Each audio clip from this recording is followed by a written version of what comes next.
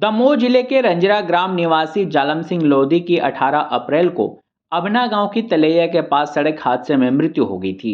21 अप्रैल को बेटी की शादी थी, जिसकी तैयारियां भी पिता ने कर ली थी, लेकिन उसके पहले ही उनकी मौत हो गई। पत्नी नोनी बाई पति की अस्थियां विसर्जन करने इलाहाबाद चली गईं और बेटी की शादी के दिन ही घर लौटी। जैसे ही घर में बैठी थी कि अचानक से एक पक्षी घर के छत पर आकर बैठ जाता है और कुछ पल बाद नोनी बाई की गोदी में जाकर बैठ जाता है। तभी बिना बाप की बेटी की शादी के लिए ग्रामीण एकत्रित होते हैं और घर में चंडी माता मंदिर के लिए जाने के लिए सभी रवाना होते हैं। लेकिन नोनी बाई की गोद में बैठा पक्षी यहाँ से वहाँ नहीं जाता है और जब ग्रामीण कहते हैं कि बेटी की शादी को चलते हैं तो ये पक्षी लोगों के कंधों पर बैठकर चंडी माता मंदिर तक पहुंच जाता है।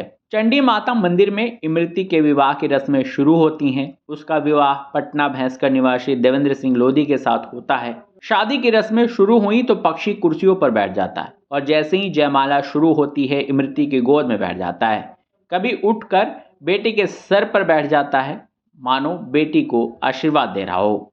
इतना ही नहीं, जब बेटी ने पक्षी को दूध रखा तो वह गोद में बैठकर दूध पीने लगा और बारातियों के संग खाना भी खाया। यह पूरा वाकया सैकड़ों लोगों के सामने हुआ।